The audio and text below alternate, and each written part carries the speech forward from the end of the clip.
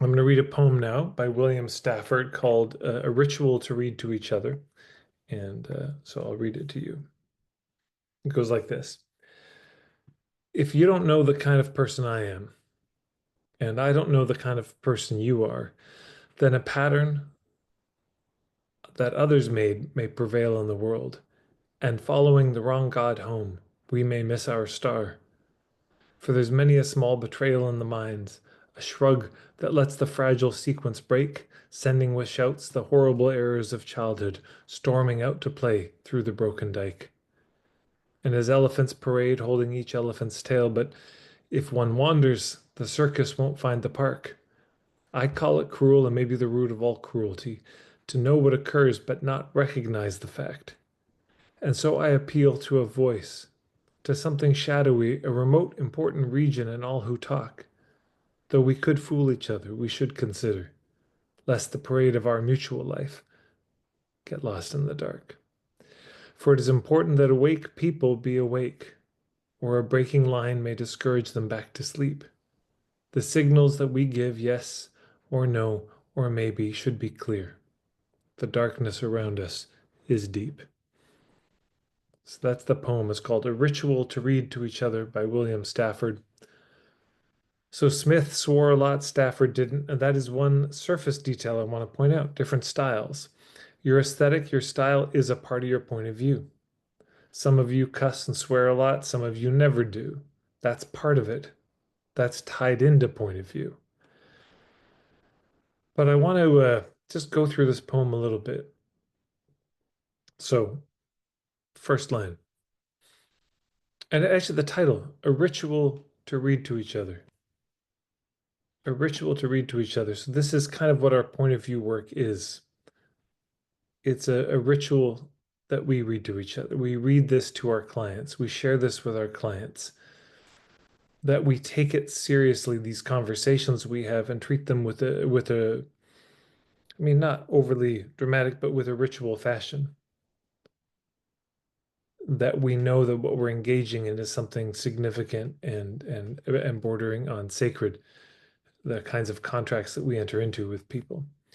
But it starts with this. If you don't know the kind of person I am, and I don't know the kind of person you are, so let's just pause there.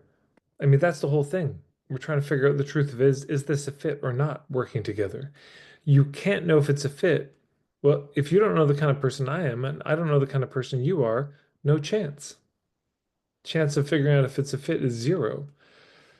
So we need to, number one, make it safe enough for them to reveal the kind of person they are and be bold enough and honest enough to reveal the kind of person that we are. So if you don't know the kind of person I am and I don't know the kind of person you are, a pattern that others made may prevail in the world. That's the world we live in. It's a pattern made by others.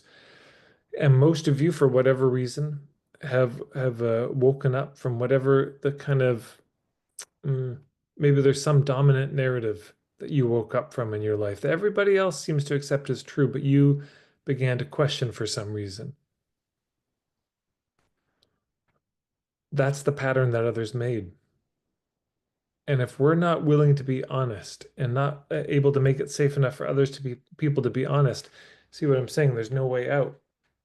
We just keep going in this pattern that others made because I'm not going to reveal that I see it different, and they're not going to reveal that they're suspicious about it. And so we never find each other. So the dominant pattern continues. So if you don't know the kind of person I am and I don't know the kind of person you are, a pattern that others made may prevail in the world, and following the wrong God home, we may miss our star. I did a video last year or a couple years ago called this or the spiritual underpinnings of my work. And it was this rooted in this image that I got from my friend Lewis Cardinal, where he's a Cree, an indigenous fellow from Alberta. He said his elders told him that so when babies are born, they come out with their fists like this. And why do they come out with their fists like this? Because they're carrying something that we need. They're bringing gifts for the world. So one of the major functions of culture is to make sure those gifts get given. And this is one of the deep disservices and tragedies of so much of the manipulative marketing is it throws up a lot of false gods. And people follow those false gods home. But in following them home, they miss their own star. That there's something they're supposed to follow that's not one of those false gods. And many of you have the look about you that you might have followed a false god for a period of time. Maybe that money or whatever, success or certain kind of reputation or whatever it was, and it just didn't work. And people do that their whole lives and never even know they have a star to follow. So you follow the wrong God home, you may miss your star completely. This is why the ethical marketing to me is so important. Because when people get manipulated,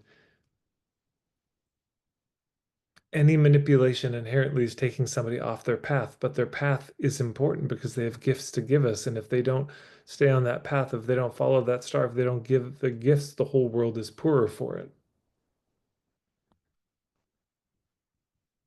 It says, then, for there is many a small betrayal in the mind, a shrug that lets the fragile sequence break, sending with shouts the horrible errors of childhood, storming out to play through the broken dike. Yeah, it's being reactive. We get reactive, and this is where so much of the manipulation comes from. Very small betrayals in the mind. That's what a lot of the rationalizations of sales training are. Small rationalizations, small betrayals. Well, don't you believe in your work? Don't you think it could help people? So if they don't buy, aren't you hurting them? This kind of stuff. It's so small. It's just a little tiny bit of Novocaine for the soul. It's a little bit of Tylenol for your conscience, so you don't have to feel it. It's really not a big thing, but those small betrayals, those little shrugs, they let the sequence break. And what sequence? The sequence of you and I being good to each other, the sequence of you and I being known to each other and supporting each other on our own paths. That sequence breaks, which he extends in the metaphor. He says, as elephants parade holding each elephant's tail. So you can see the fragileness of this. It's just a trunk around a tail. And they're trying to find the circus. They're trying to go to that place where they're supposed to go. But as elephants parade holding each elephant's tail. But if one wanders, they won't, as you say, the circus won't find the park. So you've got this whole caravan trying to get somewhere. And all it takes sometimes is one person to break rank and the whole thing falls apart. So this is him arguing for our consequence. He's arguing the fact that our little decisions that we make in the ways that we relate to each other, and I would say the ways that we engage in business, have enormous consequence on the collective.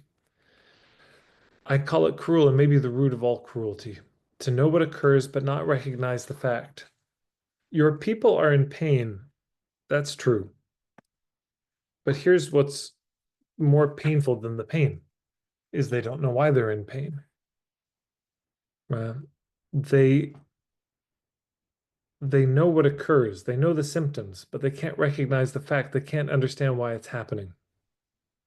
They can't understand how bad it is, how serious it is, how significant it is. It's like you see it, but you don't recognize it. You don't really comprehend what you're looking at. So I call it cruel and maybe the root of all cruelty, to know what occurs but not recognize the fact. Um, yeah, a lot of us experienced that kind of cruelty in our life, never got the education, had to figure all this stuff out on our own. You're free as a young person, just figure it out on your own. And didn't get the context, had to figure a lot of this out yourself. So I appeal to a voice, to something shadowy, a remote, important region in all who talk, your heart, your conscience. Though we could fool each other, and we often do, we should consider. I love that. He's not adamant. He's just, we should consider, we should think about it. Lest the parade of our mutual life get lost in the dark. Again, there he is. He's arguing for the consequence of us as individuals on the collective. That you might be the elephant that wanders, and now the whole circus gets lost, never makes it to the park they were supposed to go to. And then there's that last paragraph. For it is important that awake people be awake. It's not enough to just wake up. You gotta get out of bed. You gotta do the thing that awake people do. You gotta wake other people up. Or a breaking line may encourage them back to sleep, right? You let go of that tail and people just go back into the darkness and fall asleep. The signals that we give, yes or no or maybe, and that is the heart of a lot of what we're getting into here in the point of view semester. A clear signal. The signals that we give, yes or no or maybe, should be clear. The darkness around us is deep.